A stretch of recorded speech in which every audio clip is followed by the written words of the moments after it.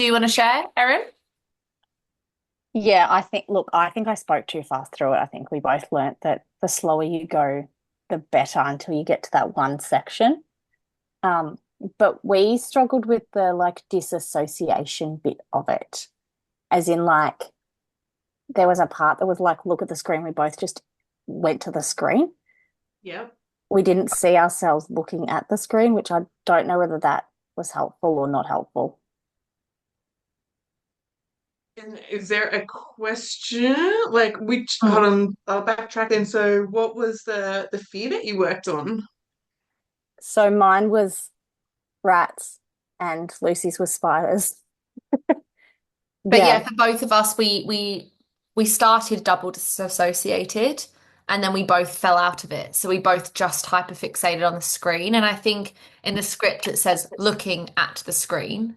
And I think both our brains quite literally did that. But in I wrote down everything you said to Elise last week, and you said watching yourself watch the screen. So there was just a slight difference, and we didn't know whether, I guess, how important it was to remain in that double disassociation. From my experience, it's not too much of a problem. It for me, it's actually quite hard to hold that. Be back there watching yourself. Like it's Okay. deliberately confusing in the linguistics.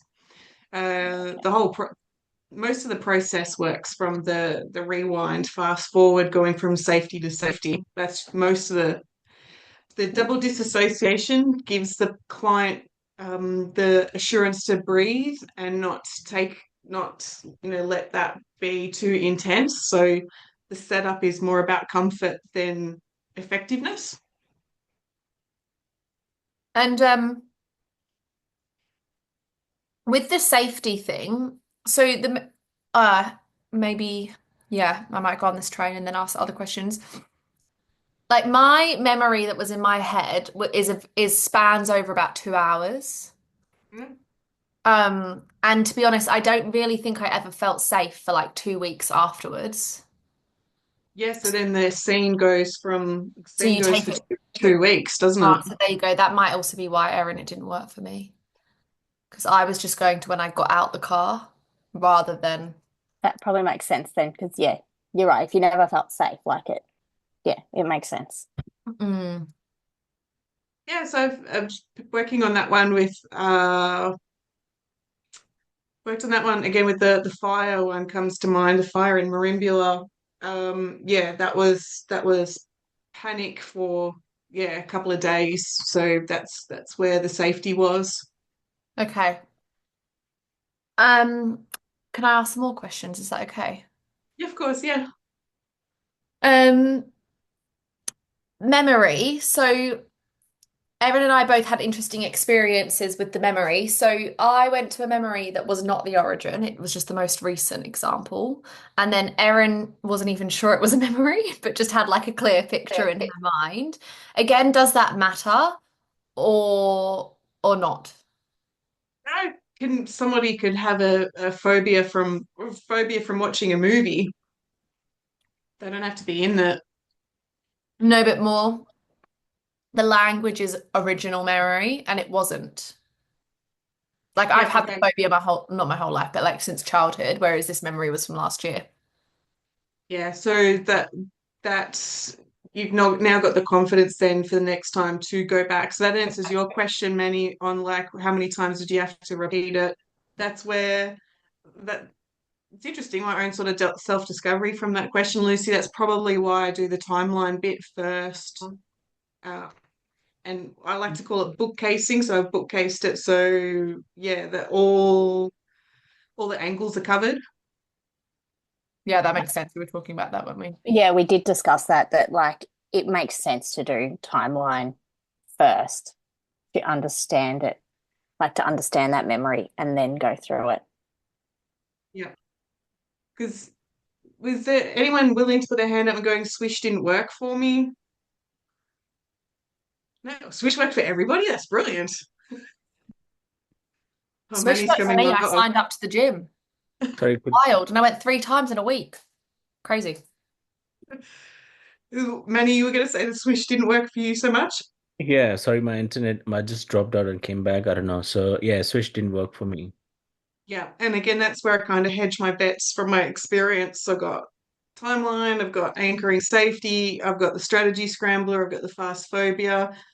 It's not from a lack of confidence, it's just making sure that the clients, yeah, well, for me Sprint anyway, didn't from work my for me, but another, but since then something else is happening, so I'm not sleeping anyway. So I wanted to like I have a habit of snoozing my alarm all the time. Like I snooze like 10 times before I wake up.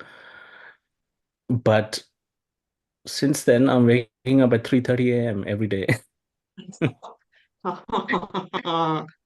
yeah, yeah, yeah. And then So so I haven't had a chance to snooze. Like I'm just waking up at 3:30 a.m. every day. is your daughter waking up at 3:30 as well? Gosh, like No, it's not my no, that sort of tells us that tells us, Manny, that there's a lot on your mind to begin with. So yeah, yeah, oh, flickering Lucy, Manny, you and lights I could have a and discussion at 3:30 in the morning. I wake up at yeah, 3:35 every morning or and every 3:30 night. and my one of my friends said like maybe they wanted to meditate. So I find it interesting just on the topic of like the processes and the effectiveness, how intelligent the brain, like your brain is just so funny, isn't it? Because I think we had this with so like to dislike, like Ray could have like a takeaway coffee because the lid was on it, but the visual was very much of like the top of that coffee. And like with the swish method, I think I did mine on like watching like episode after episode of a show. And now I find I can like watch like half an episode and then I have to go and do something for like at least 15 minutes and then I can come back and like continue watching. But like I can't get through a whole episode. So funny. memory you've got, Rachel, of Ray's experience with coffee and your mind, your memory. Let's work out how you do your strategy for that. Yeah, and even like I did it myself on the phone, scrolling, and I can't like scroll through. I can get through like a couple of posts, and then I'm like, oh yeah, good. But there's like a different function of Instagram that's like stories, and I can like press through those for ages. So it's so funny. It's like, I have to do a process on like every specific thing. Good. It's hilarious. So instead of you've done a swish on like that instead of a swish on, that's so funny. So Yeah. so pedantic too. My brain's like, anyway, we can get the dopamine. Test and challenge the process. I love it. Mm. Yeah, yeah. But we wouldn't just do swish in a session though, even though you've had fantastic results. There'd be, I don't know, for me, I would want more. I would want the whole, like, what are we working towards? What's the purpose of not scrolling? What do you want to fill in your time with instead? What do you want to be creating? Mm. Was there any other questions, Erin or Lucy or everybody, before we go to the next one? Yeah, sorry. Um, Oh, you go, Elise, first. I was just going to quickly mention what I thought was quite interesting was Ray and I had similar experiences where we didn't know why the phobia existed, like we didn't have a memory. But then when we got into the theatre and it was like pull a memory of the origin, we both had a image from our childhood come up. And so it was like there was something there that we just never recognized was the start of, yeah, I don't remember that memory until now. Wow. Yeah, I had no idea when my fear of heights began because when I was younger, I didn't fear anything. I was jumping off fences and running amok. And the first thing that came up on that theatre screen was a freaking ride at a Melbourne show. No way. And that must have been it. That must have been the start of it. Wow. And yeah, Lisa, the same Wow. thing. So that was interesting. And then by the end of it, I thought it was really funny. If I went on that ride now, I reckon I'd laugh and not scream like I'm dying. It's good for Mm, Achilles. interesting. Yeah, actually, no, I think I still might be the one taking the photos, but I will look at it differently. Yeah. Yeah. And that's part of the big shift. Correct. Yeah. We've got a jam-packed rest of the evening on metaphors, but is there anything else there with this one? You guys have asked more questions about phasphobia than anything else. Like, I'm curious about why there's such curiosity on this one. I just have a question, sorry. I feel like I'm not, I don't know. I feel it's made my phobia worse. It's probably why I'm asking questions. Well, I think I didn't realize the phobia was as bad as it was, and then Erin nicely reminded me when she was asking me all the questions. I feel like sweaty thinking about it. Black and white, I couldn't get anything black and white.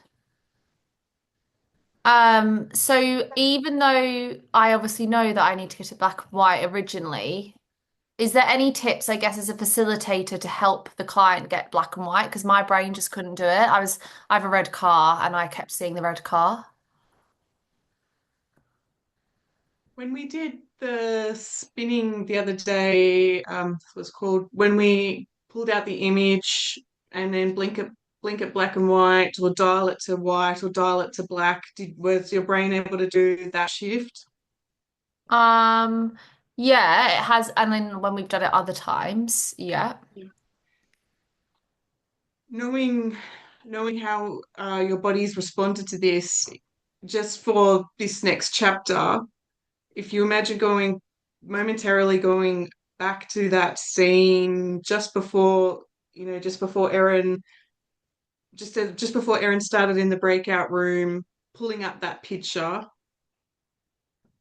and now just dialing it all the way to the white. I feel like I don't want to. That's what's coming up. Like I feel resistance. And then if dial it all the way to the black, is there resistance? I feel like it feels, I don't know if there's like too much emotion. Hmm. I'm getting sweaty again, Erin. This is what happened. Yeah, It's just that spider. It's ridiculous, but this is where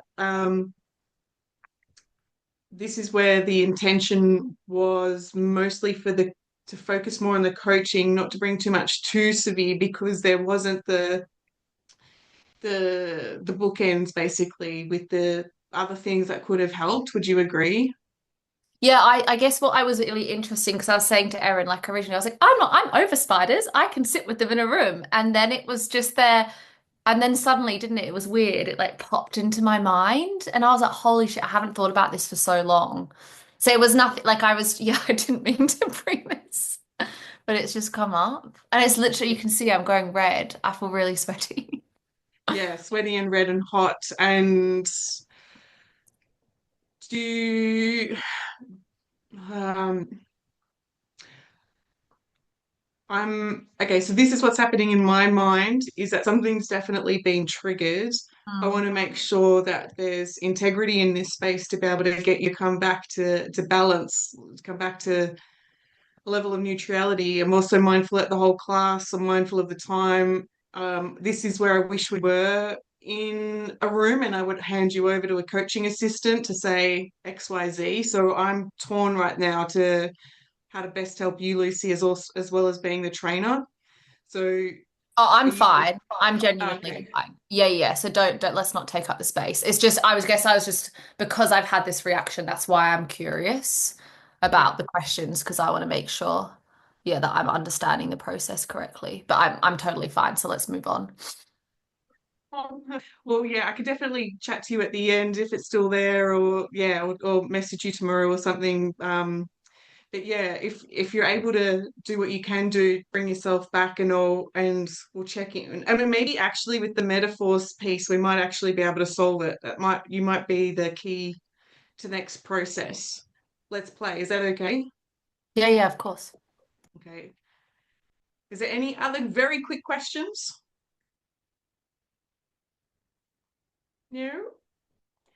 Okay, so look at this doobie lucky setting that we can now do. You can see me and I can see you, or can you not? Can you see me and the slides? Yay! Zoom got my email. No. Oh, I've been wanting this for years. Okay. So we did start off the evening. Psychic Sarah had already picked up on my slide. So just setting things up so I can see everybody. Now we cover eye patterns very quickly at the beginning. Everything's quite new and it's like lead representation, primary representation. Yeah, I'll take your word for it. But there's actually a question on your assessment. And so the lead representational system is where you will go looking to repeat back what you heard or look back at what you just heard to make sense of the question. So your primary representation system is the one that you're used to using. Most of you guys are kinesthetic. But the lead representation, I think I've got another slide for it. The lead representation is accessed very, very quickly with an IQ. And so it's when somebody's been asked a question, they'll instinctively look to either auditory digital to repeat it back to them, visual, as I said. But the primary is the one that you mostly play in. So just to highlight that with your assessment, that there is a difference. Okay, so we're playing in the metaphor world, page 112. Okay, so I moved slides today. What I want to do is I actually just want to jump straight into a bit of a group process, and it's going to feel weird and wonderful, and we're just going to see what happens. I'll come back to the meaning of what a metaphor is, but what I want to do is I just want to throw forward a task for people to do. And let me just check here. I may ask Hayley, Lilo, we haven't heard your voice much. Shell, we haven't heard her voice much. What I'm going to do is I want to start off with one person. We'll start off with Hayley. And I want you to start to share just a couple, like maybe 60 seconds of a story about your experience. It can be on anything. And then what we're going to do is we're going to move to Lilo. And what I want you to do, Lilo, is to be able to share your experience, to see where your mind takes you from Hayley's story, to build up that, yeah, me too. And then we'll play with Shell to follow on from Lilo. This is a bit of an experiment for everybody to start to witness that we all have those same shared experiences, and it's quite fascinating how the mind works. As somebody's talking about their experience, how we go looking, yep, that's me too. I think there's another slide. No, there isn't. So, Hayley, do you mind starting off with like a 30 or 60-second story, whether you want to talk about business, pets, crystals, anything that sort of comes to mind quite quickly for you?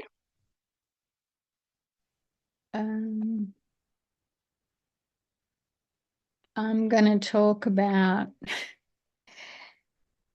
the last time I had to speak publicly and how I was terrified. And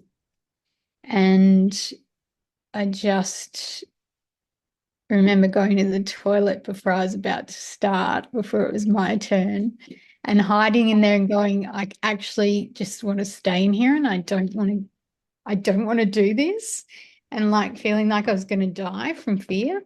And yeah, then I just went, right, I put your big girl pants on and get out there. And then it was like once I actually started to talk, I was okay. But yeah, was that bit before was pretty intense. Thank you. Lilo, how do you respond to that one? I can do this all day. I'm literally that person who has to just not do a me too, so I can do it a lot. I can relate a lot to that, especially with doing an online Zoom course. I've never actually done anything on Zoom, so I felt that way when I had my first session, and I was just that internal panic and everything just went just like fear. It's like if I can hear my own voice, I just start freaking out. Wow. Yep. So it's very interesting. I do definitely have that, but I need to get over that fear because I have to do masterclasses and I need it for business and networking. And so, yeah. Wow. Thank you for sharing. Shell, how do you respond to that one? Well, this is bringing back memories this time last year. So, I was asked to be maid of honor for my mum's wedding. And yeah, really beautiful. But that also meant that actually I wasn't expected to do a speech. I actually put my hand up to do a speech, and I have no idea why. Because public speaking is not my forte. So I had to gather a speech, and bearing in mind I hadn't been to Scotland in 5 to 6 years, so a lot had changed. So I was seeing a lot of family members that I hadn't met before, and lots of people that I hadn't seen for a long time, meeting their kids, etc. So I felt really there's a lot of pressure in performing. So I gathered the speech in the night before the wedding. And it was absolutely terrifying. I was sweating, and like yourself, Haley, I was in the bathroom as well, until I was called out. Come full circle. Oh, wow. Thank you. Look at that. Lily, I want to check in with you. What did you observe from just that, that very small task? What did you notice or what stood out to you? In what way? No, it's an open-ended question. Um, well, first, I actually found it got a bit lighter as we went along. I don't know if I'm going to say the wrong thing. Yeah, I found that it went from the complete fear, couldn't even do the task, to then the next person, Lilo, sorry, is sort of still like feeling that, but it didn't feel as heavy, and then it felt a bit lighter in the end. Is that Yeah. Yeah, absolutely. Yeah. yeah? And then let's check with you, Haley. When you heard the stories being shared back to you, did that reduce some of the intensity for you? Yeah, definitely. Yeah. Ray, is there anything that you noticed within just from your observation? It's an open-ended question. I'm just thinking that when we share and we share similar experiences, you're right in saying that it does make us feel okay. Like we're human, we all actually feel a little bit of this and a bit of that, and it's okay. Yeah. And this is the power of the metaphor, power of telling the stories, power of sharing. Thank you guys for being so vulnerable and on the spot. I'm like, wow, Haley, you went for the deep end. That was great. You sure know how to terrify me. Jeez, I was like, why me? Something in your soul said it's time to speak up after that timeline of yours. Yeah. True. So when we move on to metaphors from that experience, well, there's actually the instructions. We can tell from the metaphors that it really does bring in that healing. It works within the mind, and that's exactly what we're going to explore tonight. We've all seen that metaphor about the conscious and the unconscious, the tip of the iceberg, somebody sticking their head in the sand, I don't want to know, but they're still well and truly part of the problem. Not sure what that last one is, but she's cute. So for tonight's training, I want to make it really clear that when I'm talking about metaphors, I'm also talking about stories, parables, or whatever they're called. But a metaphor is a figure of speech in which a word or phrase is applied to an object or action that's not literally applicable. So it may provide clarity or identify hidden similarities between the two ideas. The metaphor there, time is money is a perfect kind of metaphor here. And as I've already said, when I use the word metaphors tonight, if there's any school teachers in the group, metaphors, similes, parables, we're mostly talking about that visual language that tells the story. So they can be, metaphors can be stories, other people's stories, fairy tales, fantasy stories. And what happens here within coaching is as we're leading into hypnosis, is we're looking at how the unconscious mind really enjoys that visual experience, and how that visual experience will bypass somebody's ego or putting on the brakes. But who else sort of had the whole picture of Haley in the bathrooms and just, we weren't even there, and the mind was starting to create that experience. So yeah, like working with clients, knowing how many masks people wear, it's sort of like, yeah, what superpowers are underneath that. Now, metaphors can relax the mind and shape how you think, feel, learn. A lot of the time when I'm working with clients on heavy duty topics, I will go into a metaphor to be able to relax. And it's a lot easier for the mind to go and solve somebody else's problem, bring in the hero story and be able to solve it for themselves.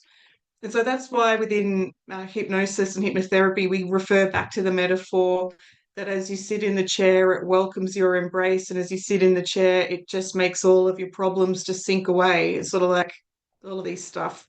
Anyway, I'm going way off track. But the metaphors help relax the mind. Metaphors will definitely shape your beliefs, your attitudes, and your actions. So metaphors also work well in the NLP coaching session. And so we are exposed to metaphors every single day. They can be detrimental due to the way that our unconscious mind works. So when we hear fight the battle of cancer, does anyone want to share sort of like what emotive experience comes up for them when you hear like the fight the battle for cancer? Sounds like you're at war. Yeah. Haley, you're the perfect person to ask this with all of your incredible healing knowledge. When the body's at war, what happens to the immune system or its ability to talk to me more about that? Well, it would be suppressed. And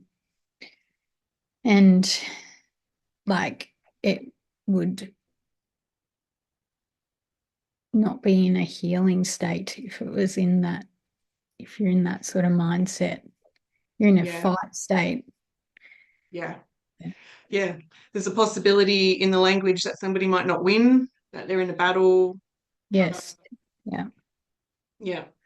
And so sorry, Haley, putting you on the spot, but how would you shift that metaphor then if you're in charge of the Cancer Council and you were going to put your messaging out there? What's the first thing that comes to mind with the cancer kind of logo?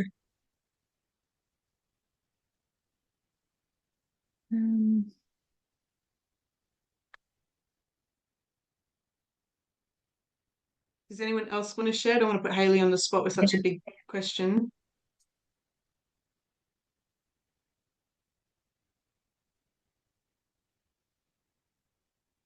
You could say like healing journey or something like that with cancer. Yeah.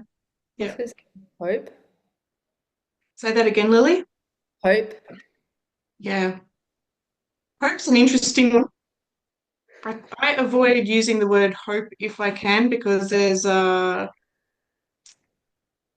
possibility, I hope that you get better. It was like I personally try to put in, on the spot right now, I would put in something like I'll trust you'll recover quickly, something of that nature.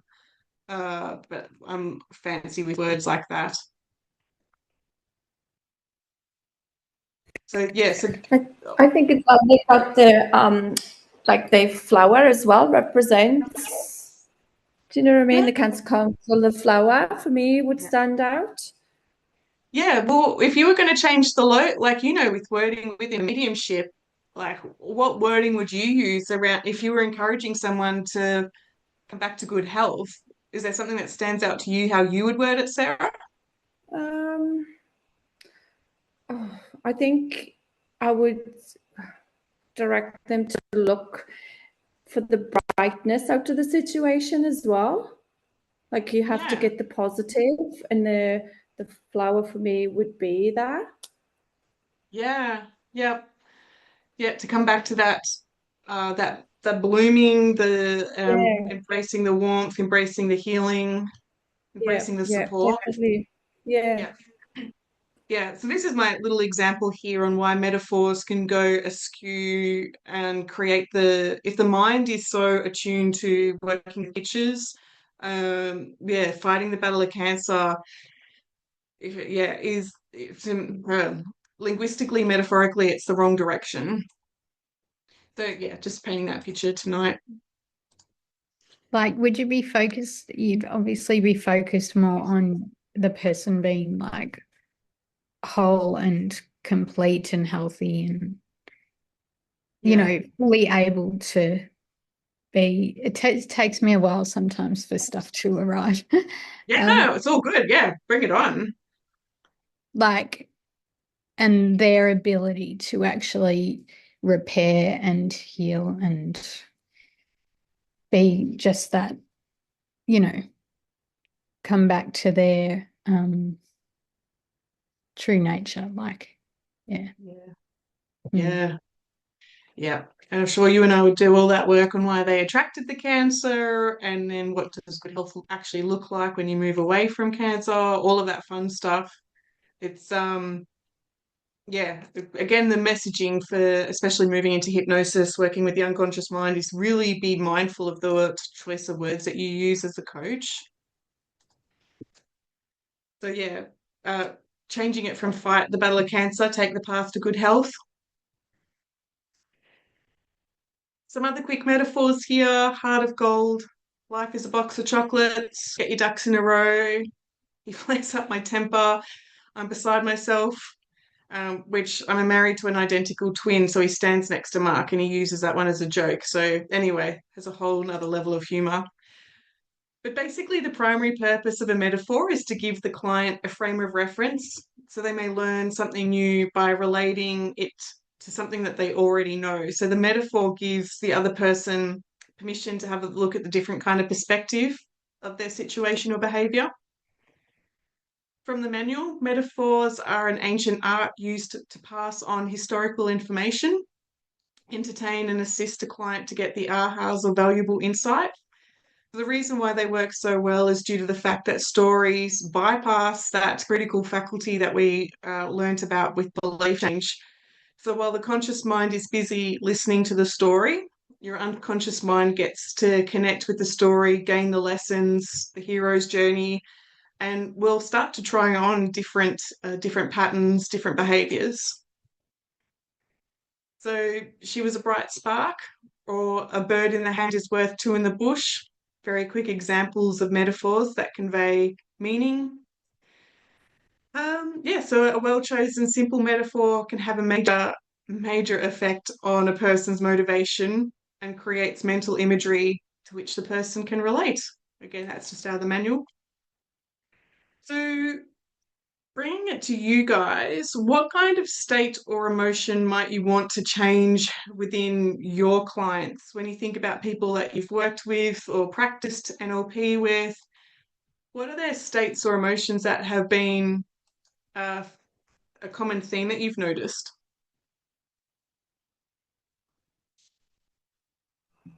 All the visual people looking up is awesome. I think it's just having about somebody that's always around you being negative. Yeah, okay. Yeah. That negative Nancy, and you just, yeah, whatever you say, but it just like you take yourself out of it, and then, yeah. Yep. And so somebody who's on that train of thought, the negativity, what kind of I what think kind of oh, sorry, you go. yeah, it's just knowing which one, like obviously to use, you know what I mean? It's just knowing how do you, no matter what you say, some people just don't take it on board either, and you try, but then they still revert back to the negative side of stuff. Yeah, yeah, absolutely. With those people, I'm going to lovingly call it the Nicole challenge now, don't have the answer for those people. Mm. You trying that on in your mind there, Sarah? I'm going way off script, by the way, but Yeah, I'm gonna try it. yeah, I would encourage you with those types of people to ask a question. Well, So why if are you they so negative? if I were complaining, it'd be like, okay, what makes you say that? Yeah, yeah, true. Instead of going into the spiral of like immediately fixing it. Yeah, because you know, when you've been in a conversation with this person, and I think there's always a complaint, not about what they've done or enjoyed or seen. There's always like, it's too negative. Yeah, I'm going way off metaphors, but Sarah, I'm telling you, those people ask question after question, and then at some point they'll run out, and then you say, "So, was there anything good about that experience?" Yeah, yeah, true. Yeah, No, anyway, thanks, I've man. gone way off script. But Yeah, me too. Sorry. if we had that negative person, then coming back to the metaphors and designing a metaphor, and feel free anyone else to speak up, but how would you, if somebody's coming to you as for you to be the coach and they're saying, I keep getting in these negative spirals, what is your assumption? How would you want them to be instead?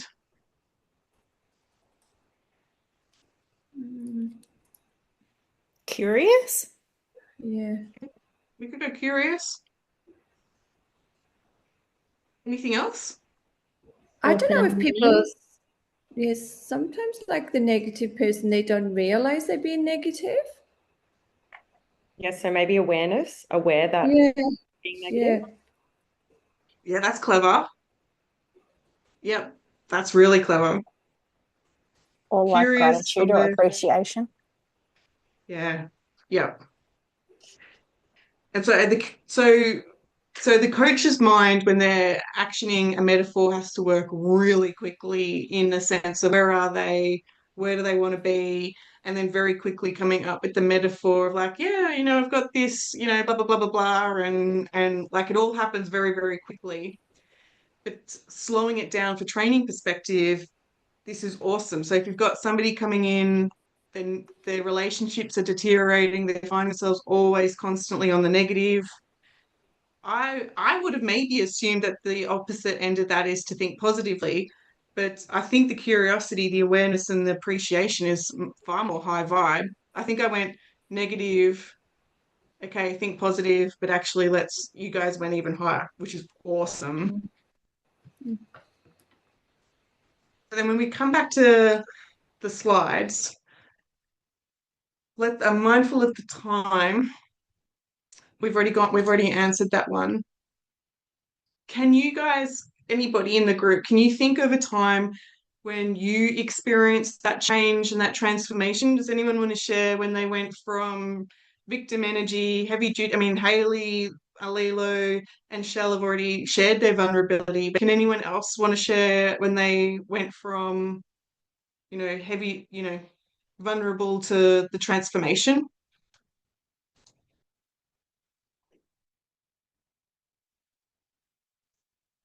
I'm happy to share again if Please. because mine was pretty like profound, like I remember it. And it was because of Joe Dispenza. And I was like crying my eyes out. And I don't know what he said, but he said something like, I was the problem. And what are my behaviors doing to repeat the same problem? And I was like, I kind of stopped crying and I was like, wait, I can change it. I do have the power to change that. And then from then, everything just changed. How I Yeah, saw, wow. how I saw everything, how I was looking at everything just completely changed. Yeah. Brilliant. So if we play with that in our minds, everyone's got a different idea of Sarah's person who's negative Nancy, whether it's your nana, your husband, a client, a co-worker. But if you play with that in your mind's eye to say, Well, that's a bit interesting that you're having that problem. I listened to Joe Dispenza and he was talking about blah blah blah blah blah.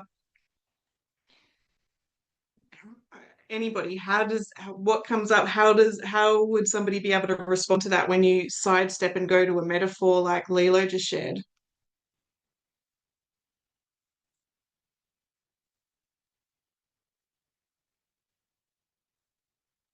Erin, Can you repeat that? Sel, Sorry, yeah, Claire. I pardon? didn't. Can you just repeat that question? Sorry. Yeah, so if we have the metaphor within the metaphor, if we have the negative Nancy and we have that person in front of us, and then we sidestep and share Lilo's story about, this incredible thought leader that was suggesting XYZ. My question is, how do you think the negative Nancy would possibly respond to that? Erin, I saw you smirk before. What did you get with the answer to that one?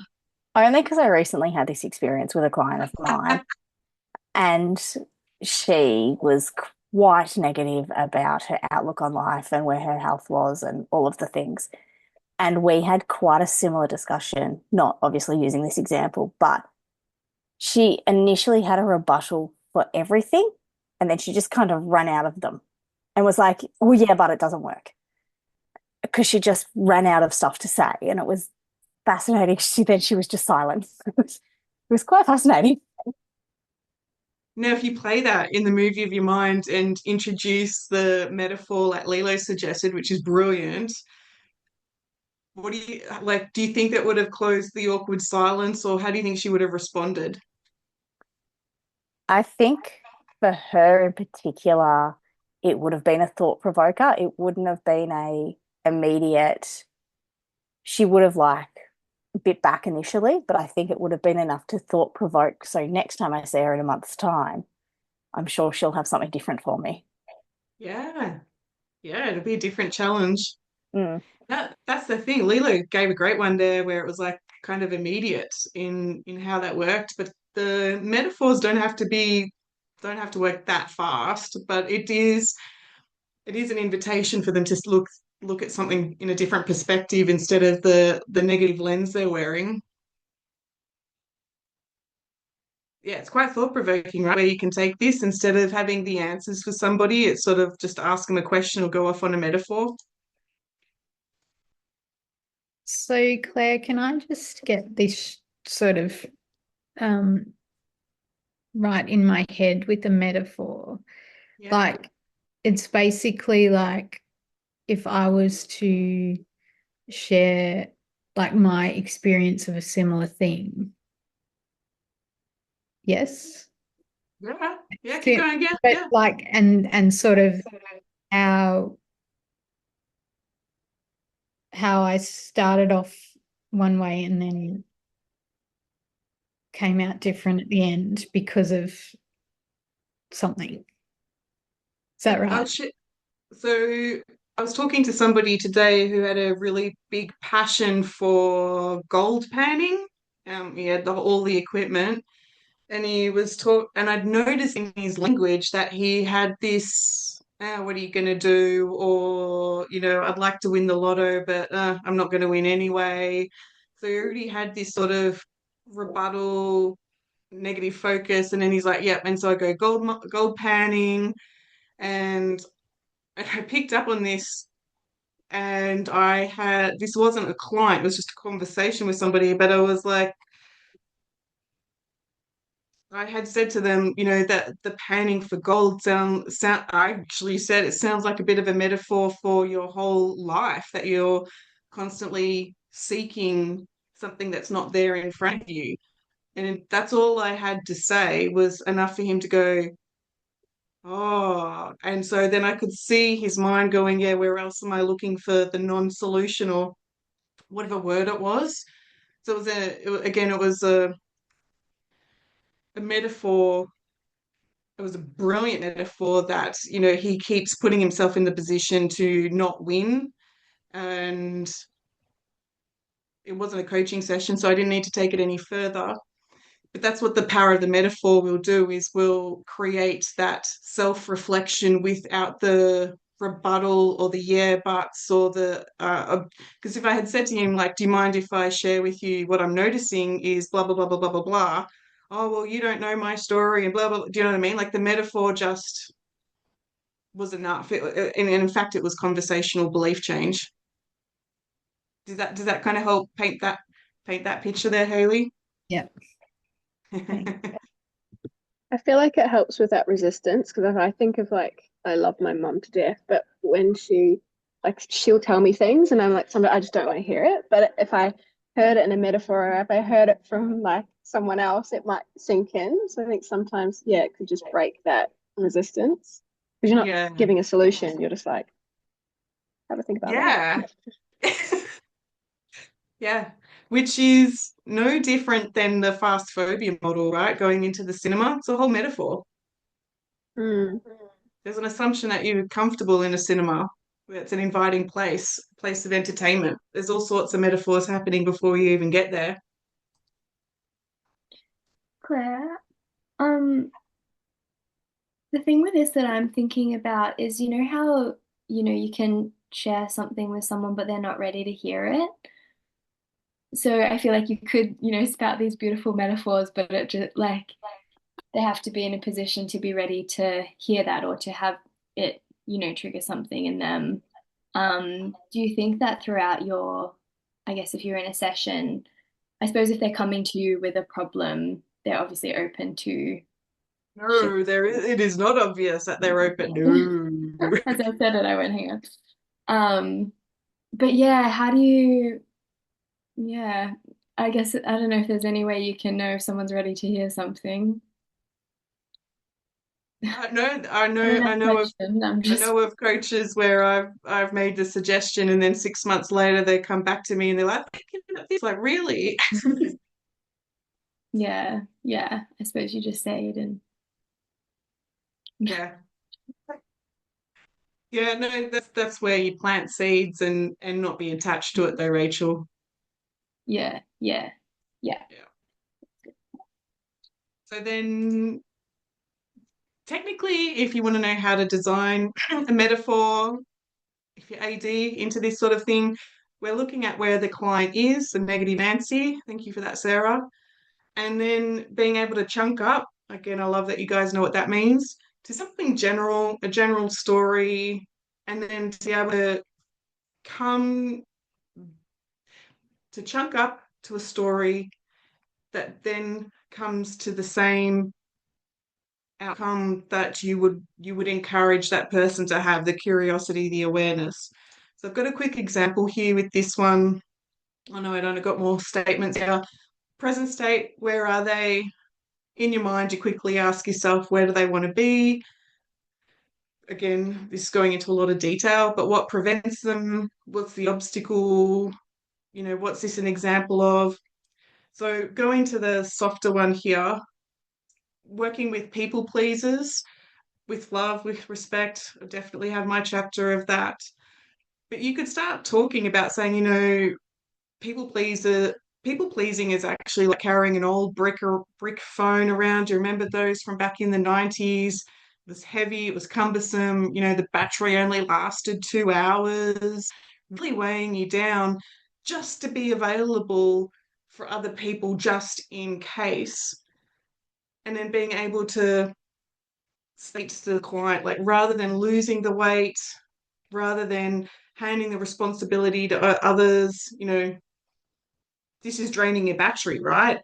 And so even just that quick metaphor, we're getting the client to recognize, how the consequences of what they're doing.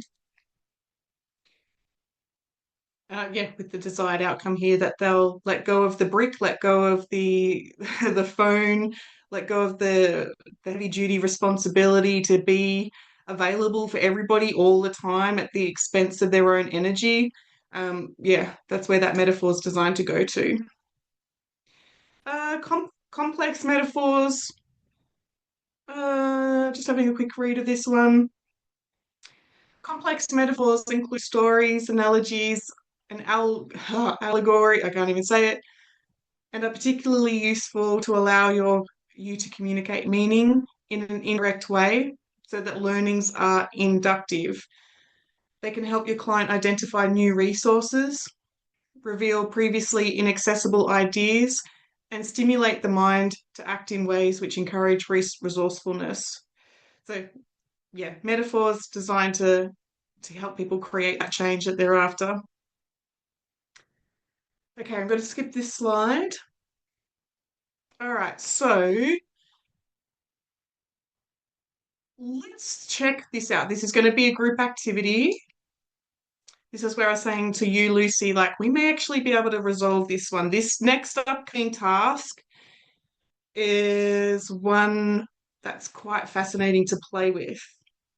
Lucy, are you in a space where you've got a bit of a sense of humor to explore what you just had before, or you like, Yeah. don't touch me? No, Yeah, no, you no. ready?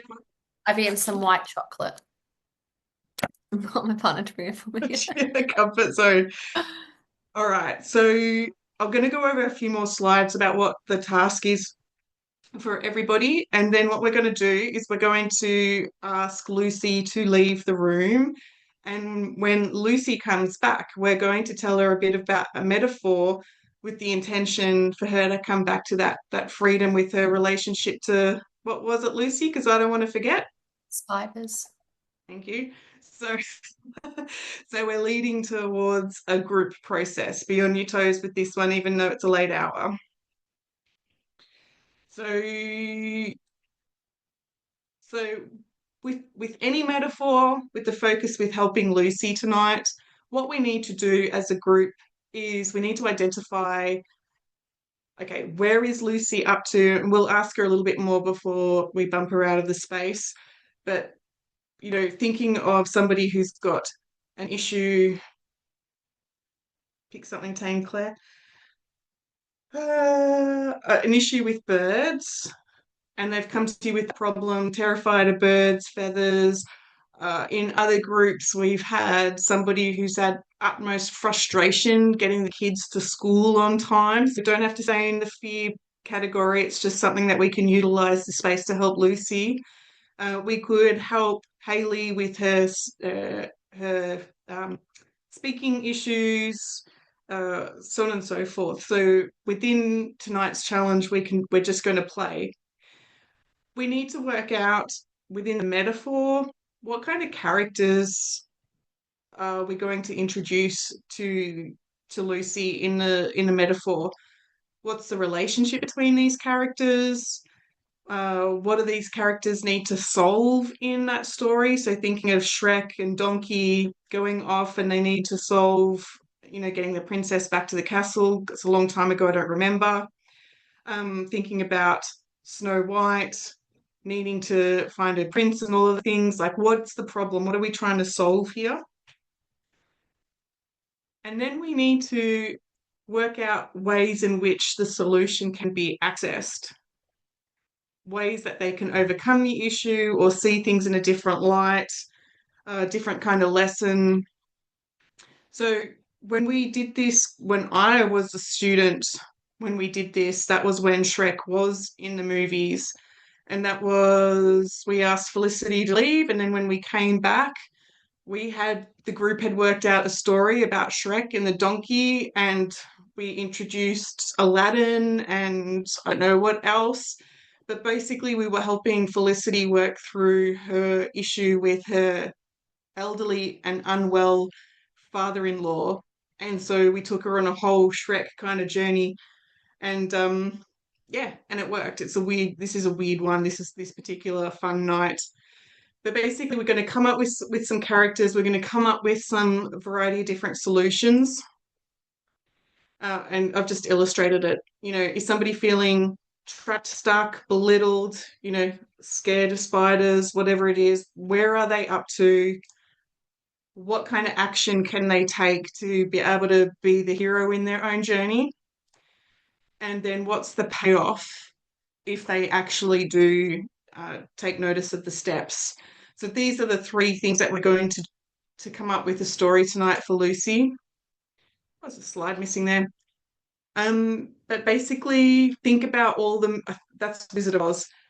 have a think about the different movies, different cartoons, stories that you've heard, how they solve their problem. We're going to play with the whole fruit salad of characters tonight. Before we ask Lucy to leave, there's another page. I don't know why that's not coming clear, but there's some metaphors there talking about if somebody's going through a divorce, what's the problem?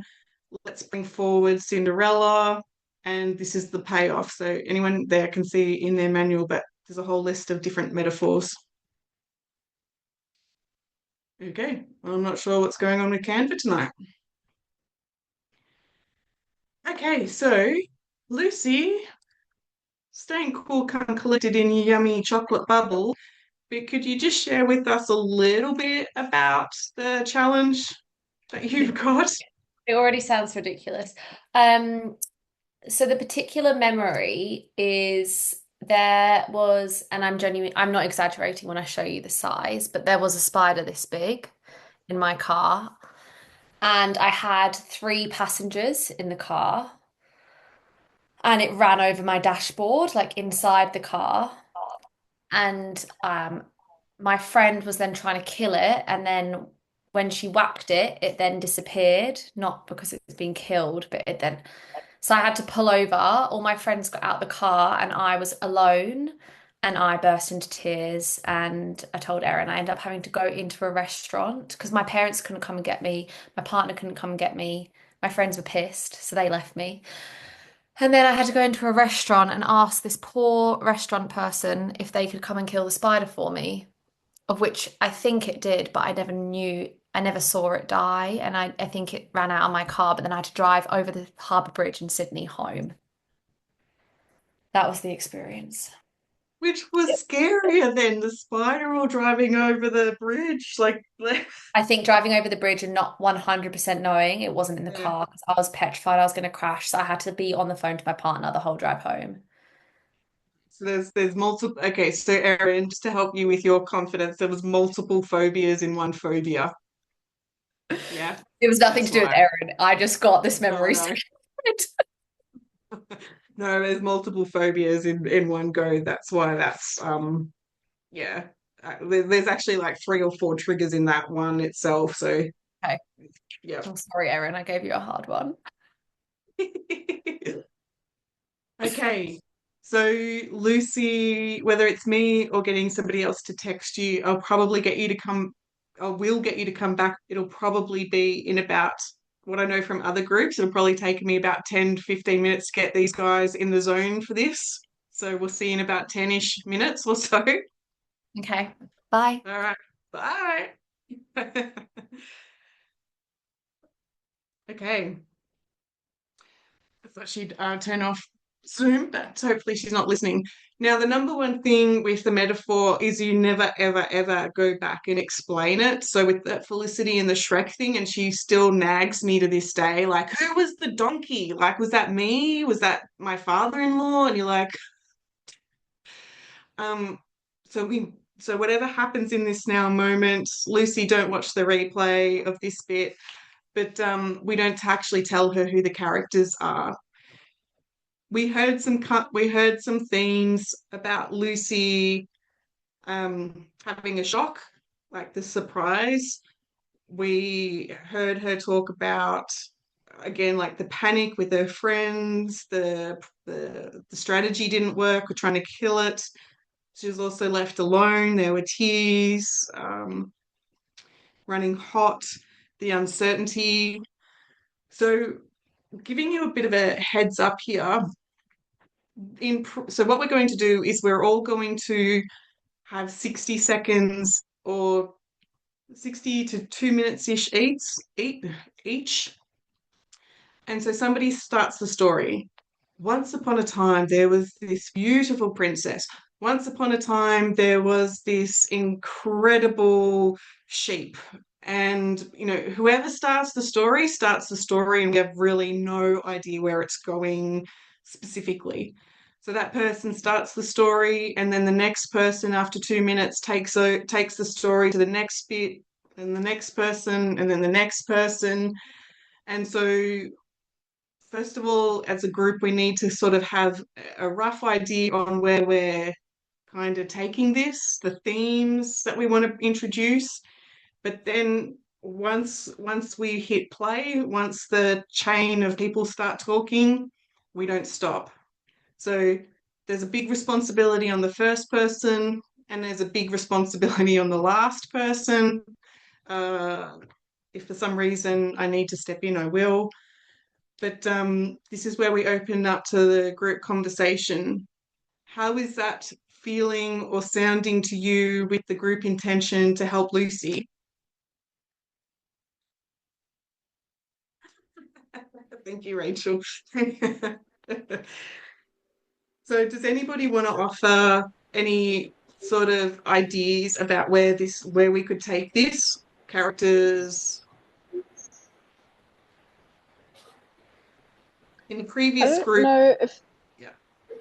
sorry, Claire. I No, was just you going to go. say the only thing that came to mind for me was like the Charlotte's Web and how the spider is like actually the most intelligent and kind and caring like ally, but I don't Yeah. know if that's too on the nose. Yeah, the sentiment is perfect, but it's too close with the metaphor. It's too close.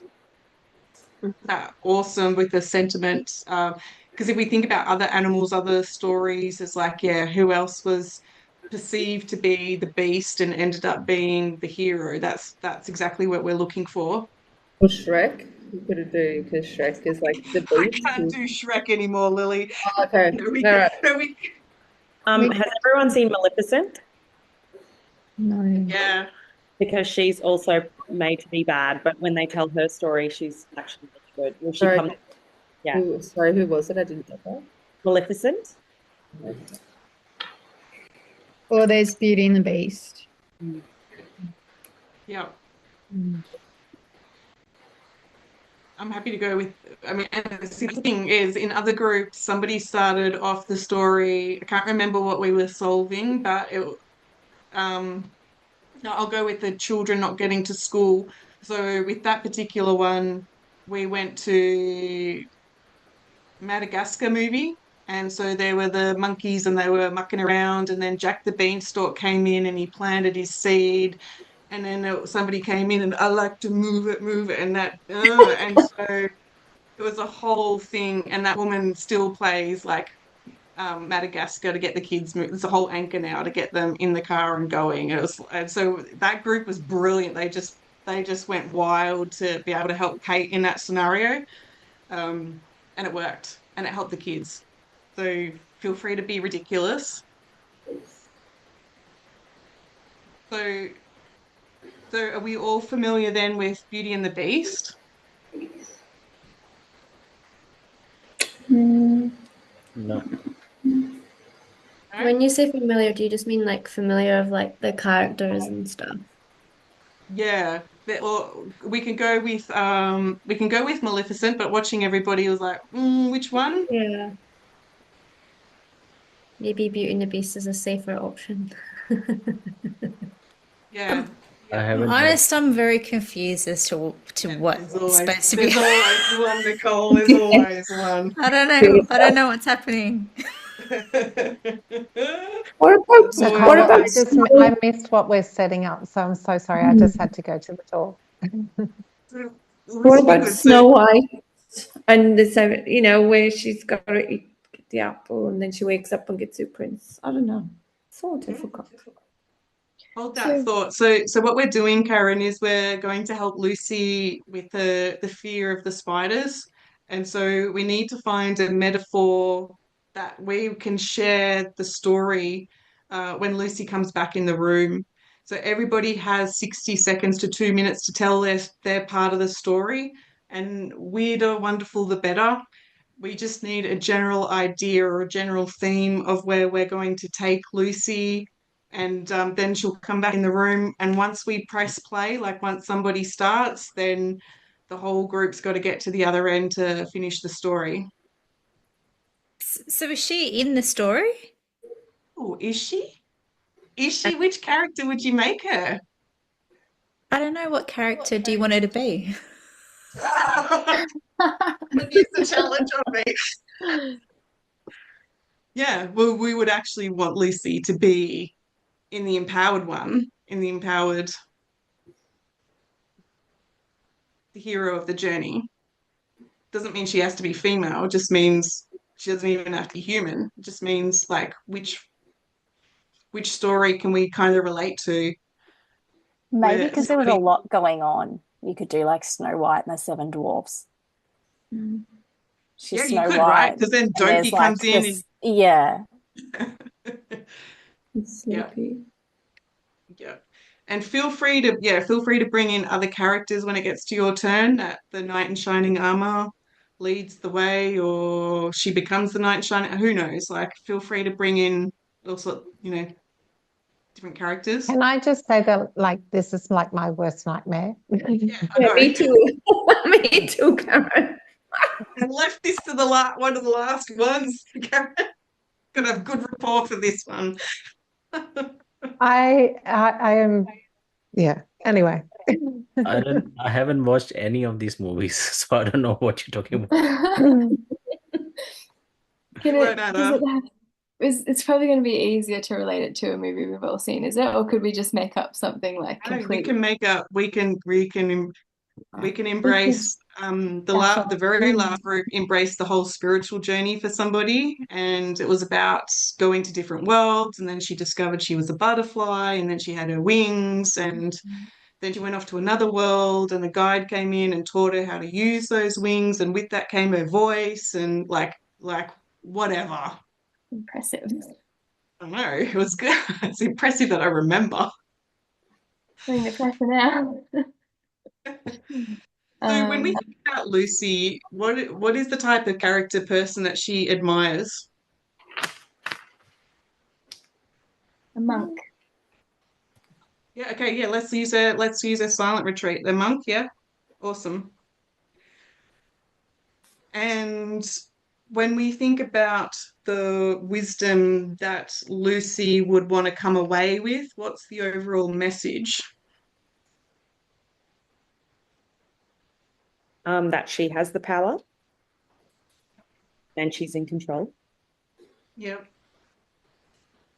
Embrace Even the without her, unknown. what was that, sorry? Embrace the unknown. Yeah. Like a silent retreat and the wisdom that came with that. Where is this monk going to be? Are we doing suburbs? Are we doing Bali? Are we putting the monk in the snow? Monk on the beach. Monk on the beach. What kinds of characters might the monk meet that kind of represents that unpredictable? It can't be a spider, that the monk, goes on, could do an octopus, but the monks on the beach, what kind of unpredictable challenges or shock or characters might that monk come across? The witch Like from Snow Stefan. White with the apple. Oh, sorry. Say that again, Lilo. The witch from Snow White with the apple. Brilliant. I went literal and went like waves. Oh yeah, we can do that. There's enough people in this group to have waves as well. We can do that. She gets in a little boat and the waves are big. Or she could get stuck in the rip and then the witch like comes and rescues her. I don't know. Oh. I love that.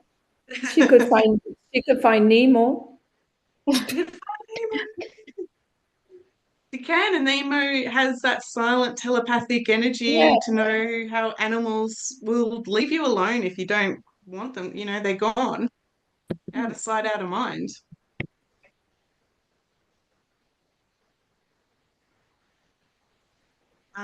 Manny, you're going to have such a brilliant experience with your daughter growing up in Australia and introducing you to all of these princess movies.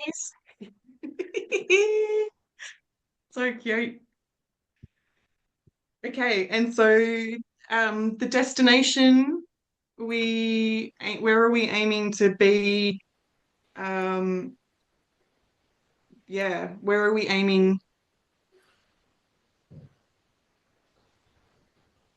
for that solution? The ahas.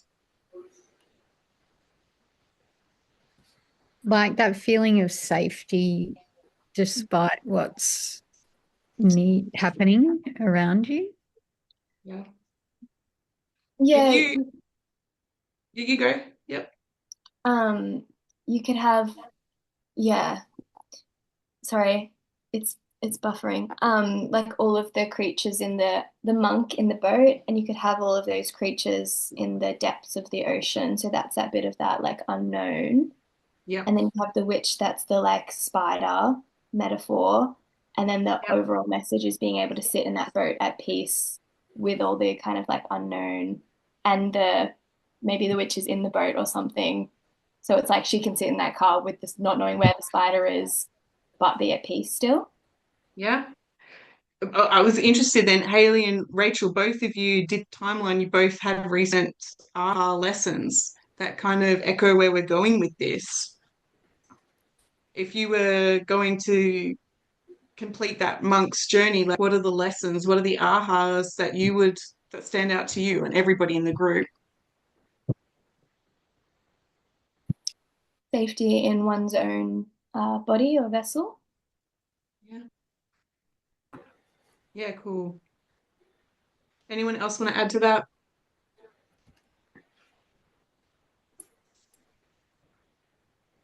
Oh, So that's then happening in my head.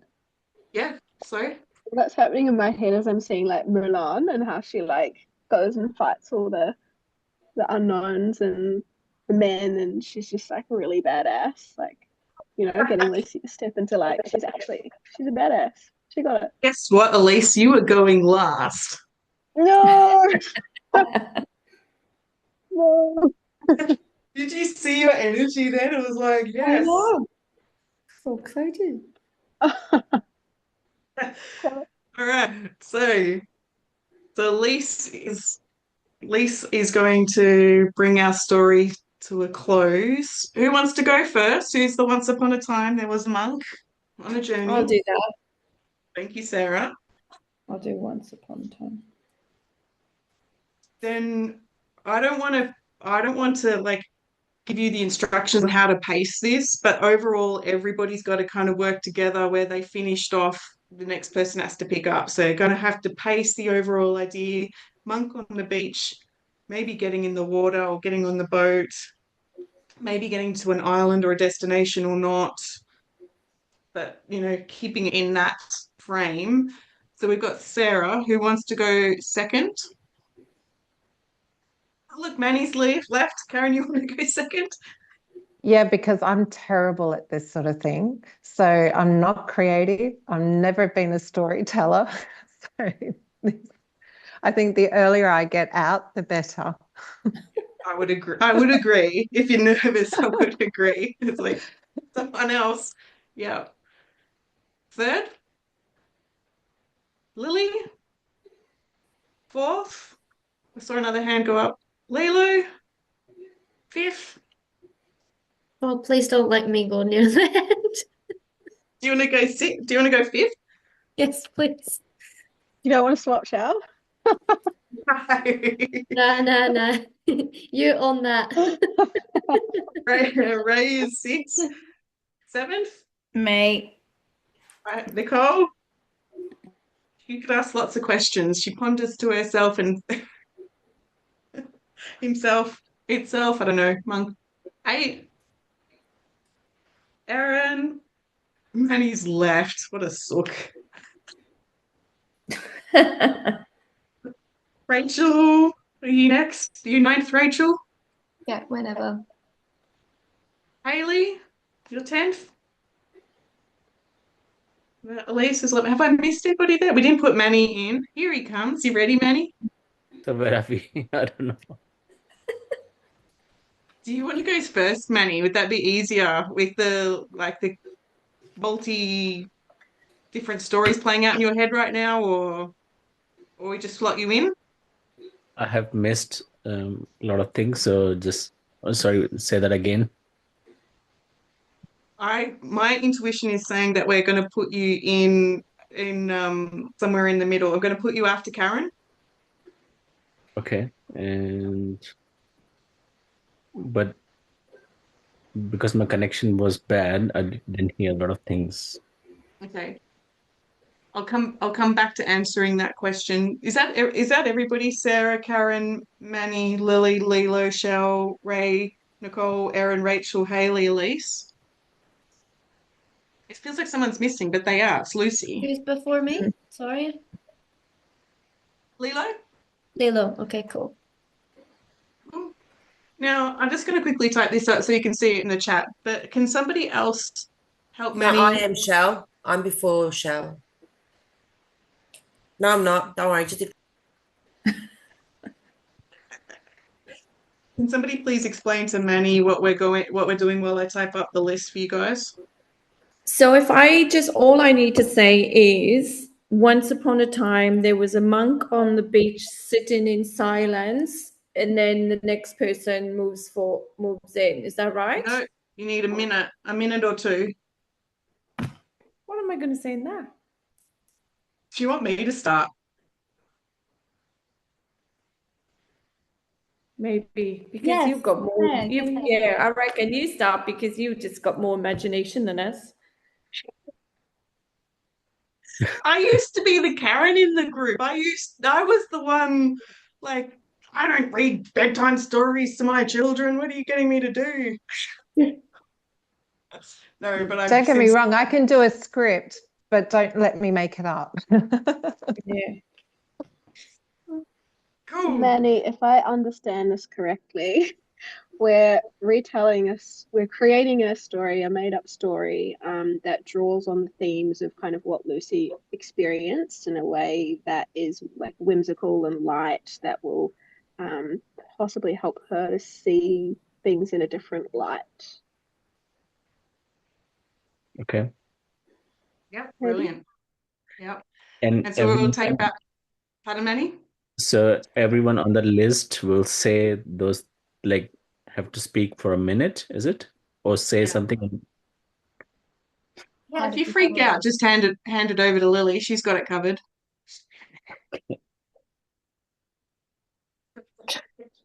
There she is. There she is. Lily, you gonna save the day? I'll try. No, I'll try. Sorry, I was just going to the toilet. That's all right. Okay, so yeah, we're all taking about 60 seconds, and it's just telling a story where the group's intention is to go to being a monk or talking about a monk's journey, all the lessons that come with that. And yeah, feel free to bring in the wise tree, the oracle, the crystal in her pocket, whatever. Cool. So, am I after you, Claire? Yep. Oh God. We can do this, guys. So we don't have to rigidly stick to what we just discussed as an example. We're just freestyling Bounce off this. each other. It's going to be beautiful. Thanks, Rachel. We're going to create some poetry here, guys. Can you just say can you just say the order out? It's just Oh, it's on the messenger. chat. Okay, sorry. There we go. Chat. Sorry. Yep, perfect. Yep. Hi, Lucy. I feel nervous. Everyone looks like everyone looks like what's the word? Like cheeky. We're all here to tell you a bedtime story, Lucy. Will it put me to sleep or keep me awake? Yeah, that's up to you. Cool. All right, so what's going to happen now, Lucy, is that we're all going to take turns in sharing this story with you. I'm going to begin, and we just invite you to listen, and yeah, and then we'll reflect on how we all went at the end. Is that okay with you, Lucy? Cool. Yeah. Okay, so I'm going to get started.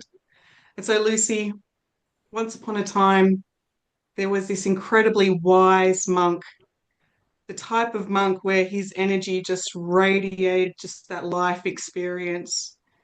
He had been on a journey to achieve becoming the monkness that he was. And with him, he always carried a number of things in his pocket to help him on this journey. Now, the truth is, this monk would be on a journey and still come across a variety of different challenges. And that was the good thing about life, was that there was so much learning, wisdom to be acquired, that then he could share those learnings as teachings. And so as this monk on his journey came across a path that led him to the beach, and it was the most incredible, beautiful beach, the type of one that's so inviting. Sarah? Okay, Lucy. So I'm your magical creature.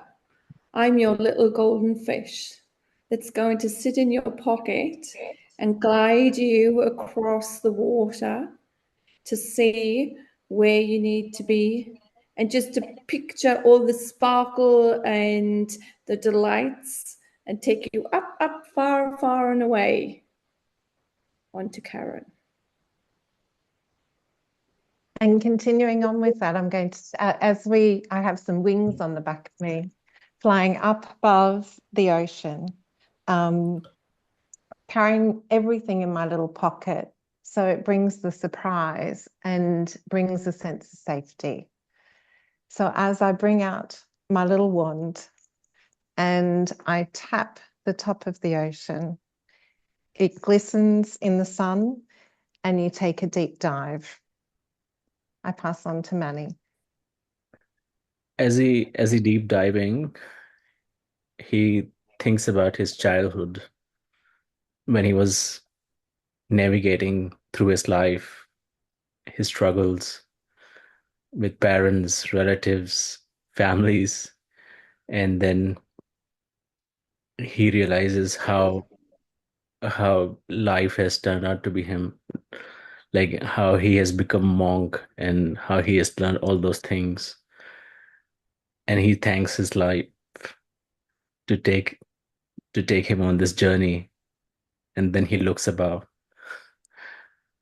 Lily? Pass it on to Lily. Just so as he looks above in the ocean, he sees out of the corner of his eye a clownfish that he's actually quite scared of, and he's actually quite afraid of. The clownfish is being chased by a scary, scary shark. The monk has never come across a shark before, and he doesn't know what to do, but he decides to draw on his teachings and go within and try to sit with the fear. I'll pass on to Lilo. The monk and the fish become friends, and the shark then turns into a witch. And this witch has a magical piece of seaweed. And this magical piece of seaweed can take the monk way back before he went through all his trauma, his childhood, back to the beginning. But the monk is unsure about this decision, so he takes his time to confide in the wise oracle, who is a crabfish. On to Shell. And he befriends this crabfish and they sit on the bank of the sands. And while he's on the bank of sands, he's just reflecting of his entire experience, where he is in his journey and how he got there, and all the turmoil that he experienced while he was in the depths of the ocean, all the unexpected challenges that he pulled himself through. And as he sits with a crabfish, sorry, as he sits with the crabfish, he then begins to reflect some more on his own as he walks on the shoreline of the sea. Right. And then he takes a seat and starts to meditate so he can take himself to another space. But in doing so, the crabfish bites him and and and he wakes up and has a look around, and he's in a beautiful forest, and there are beautiful birds, and they have got beautiful colors on them, and he imagines himself as this beautiful bird ready to take flight. Nicole? And the monk turns to the crabfish and says, "O wise one, come with me, sit upon my wings as we soar back to the ocean and we dive deep down into the unknown, because that is where the power lies and the beauty of everything that we have learnt together. Come with me, crabfish." And then the bird and the crabfish, they land up on the beach and they sit and they watch the waves as they flow in with all these amazing experiences they've had together with the witch and the little fish from before that's gone on this path. And together they're moving forward and they watch the waves and they start walking along the beach at all the amazing things they can achieve together and all these beautiful experiences they can have with in the I don't know, walking towards the sunlight. Rachel. And as they walk, the monk reflects on his journey and all the amazing creatures that he's met along the way, and realizes that perceptions can be misleading, and characters that seemed scary at first, like the crabfish biting him, the witch that seemed really creepy, the other fish at the start that was being chased by a shark, the evil shark, he's okay still. They all can just exist in a beautiful harmony of biodiversity and nature. And as he walks along, or he's a bird now, he flies along the beach. um, it's time to go over to the island of learnings, of summary of learnings. So he flies onto his boat with his little motif fish of safety, and they hop in the boat, ready to bring this beautiful journey to its completion. Haley.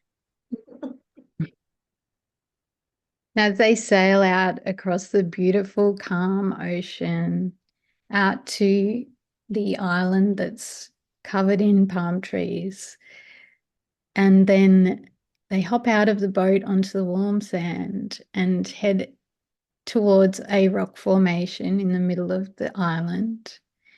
And the monk and his little crabfish are exploring around the rock, and sitting there, the monk sees a leopard that he's a little bit afraid of, but he goes up to the leopard and sits next to him on the rock. And the leopard hands him a beautiful amethyst crystal and says, "You don't, I'm your best friend. You can tell me anything. Share any of your fears or worries with me. You are safe here." Elise. And so, with that knowledge, with all of the beautiful animals, with all of the unexpected creatures that this monk has experienced, he holds in his memories all those moments of challenge, of strength, of the unknown, of uncomfortability. And what he notices is that now, when he looks out and he sees the idea of the unknown, he feels this transformation almost into this fierce warrior, this fierce female warrior, similar to Mulan. And he knows that within himself, he has the ability to tackle any challenge and any issue that comes his way, because he has this fierce strength from within, with all the help of his creatures, that will always be a part of him, that he can take it to the future. Well done, everybody. The end.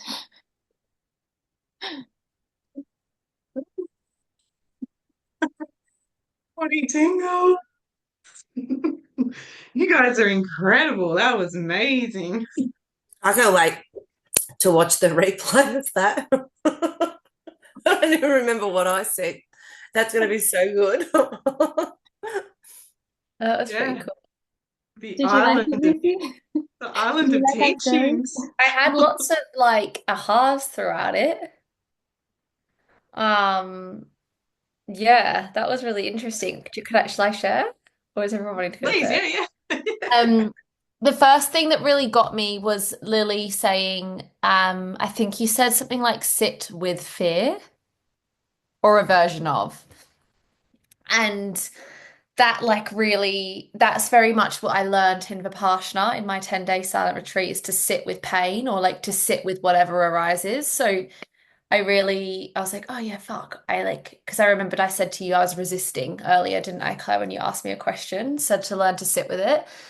And sorry, I don't remember who said something about the leopard, who they were scared, and then they said, I'm your friend. And so it reminded me again of Vipassana, which was I became friends with all, obviously because you can't talk, you like become friends with all the animals and all the insects. And I would like sit with them and I'd literally sit next to a little like cricket or a butterfly or whatever it was. So that reminded me that I can do that with all animals. I liked the biodiversity, Rachel. I was like, oh yes, everything serves a purpose. So that got me thinking like that. And then I'd say the big thing that like created a shift for me was more just like nothing one person said, probably just the collection of all the stories and of everything was like, how am I ever going to help like someone else? How am I ever going to be relatable as a coach if I don't have my own fear was number one. So I feel because originally I was judging myself in with my partner. I was like, why is this bothering me? So that's been good. That's like, no one's perfect, are they? And then the second thing was then, well, even just going through this exercise, if I can shift it, then that's when I can truly come from a place of authenticity with my clients because I can say it worked for me, so it will work for them.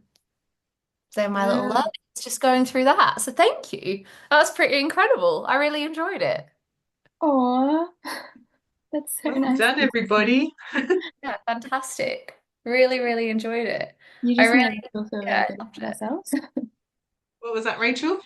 She just made us feel very good about ourselves. That was so Yeah, it was good. the transformations for even you guys just diving in the deep end, giving it a go, and just having the trust that the next person there has got your back. It's beautiful, really beautiful. You guys are, yeah, such a connection, and it's all on Zoom. It's amazing. Very lucky. So with that in mind, we still have a couple more slides, a little piece of info here, but it does demonstrate where we're going within that hypnosis component. You guys did so well within the metaphors to help somebody have that transformation instead of needing the answers and needing to solve something for somebody else. It was telling a story. Like, how beautiful. Huge. So a few more quick slides here, not too many. Just ticking things off in the manual. Yeah, my metaphor here is you and your business. It's time to dial into the frequency of your business to find your audience, which we're all playing with. Briefly, we'll just quickly move into pre-frames for your clients. So reframing a situation, like what we've just done here within that metaphor, allows you to see things from a different perspective. And the meaning of any event depends on the frame which you perceive it. So by giving ourselves the flexibility to change the way we see something, we're allowing ourselves to achieve our outcomes more easily. So reframing changes the way that you feel and therefore what you do. Go sit with the cricket. So in the manual, there should be about maybe 6 or so different reframes, and we're just going to look at 2 tonight. So when you're thinking about reframes, there'll be a statement, a challenge, a problem, and it's like, what else could this mean? What's good about this? So with the negative Nancy's, what else could this mean? What else is good about this? What's good about this judgment? A quick one here, the reframe. Reframes can affect the context of a situation, place, or time. So while we all assume hugs are good for you, when we change the context, change the environment, change the circumstances, hugs may not be so good for you. So we're just sort of teaching this in when you're going into hypnosis coaching side of things, making sure that, you set the scene, good intentions. Change the essence or the specifics of the actual content and the situation. Laying on the beach is great, which is where we've just been. When we change the content, the meaning, the action, the non-action, not putting on your sunscreen means that laying on the beach in the sun is actually not so great. So just something to keep in mind, not to bring us down off that amazing high, but something to keep in mind about reframe. So when a client, I hear this quite a fair bit, the words just went out of my mouth, out of my mind there. When clients are worried about putting themselves out there, I will use Oprah's reframe there we absolutely want you to be full of yourself. We don't want you to be full of anybody else. We don't want you to be like anyone else. We want you to be your full expression of yourself. So my mind's gone blank at this hour, but when you hear people talk about like, oh, what will people think? Don't want to come across too full of myself. It's like, yes, actually you do. So just that quick reframe, change your context, creates a different meaning. Okay, so there's the other reframes, which we won't go over. This is something if you're interested to play with, they're there. Godiva pattern. We will not do that tonight. We'll do that next week. Stop share. Come on, computer. Wow. So lots and lots and lots of beautiful ahas coming forward tonight from the fast phobia strategies, the assessment, now metaphors. Hopefully you will all enjoy just being on that island of teachings tonight in your dreams, feeling safe and gaining new wisdom. Cool. Next week we will do the Godiva pattern and we will move into the hypnosis component. So this is one where it's a bit of a joke. People, when you teach hypnosis, they all come in with a handful of coffee. That's not the thing that you want to do. That'll really mess with your mind to coffee up and then put you into a relaxing trance. So, feel free to come in next week a little bit more drowsy. You'll be in the perfect state for hypnosis. But cool. I'll love you and leave you with that beautiful metaphor. Yeah, Ray. Sorry. I was hoping for a catch up, and I feel really bad for the interstaters because I love you. But if I'm just going to put a date out there, the 1st of November, does that work for everybody? It's like a 1st of December, you mean? Yep, 1st of December. That day Oh my doesn't gosh, work for me. I've lost track of time. Maybe I'll just put it in the thing, maybe put a couple of dates and see what works. Majority wins is usually the better one. And even just, I don't know where everyone lives. Like, I always recommend going to somewhere like Warren Glen in Warrandyte. That tends to be central, or Glen Waverley tends to be central. does everybody agree with that? Mm-hmm. Glen Waverley? Yep, lots of nods. Okay. All right. I'll throw in another date and see how we go. Thank you, Ray. You've got a lot on that. Yeah, okay. Sounds good. All right. Good night, guys. Good night.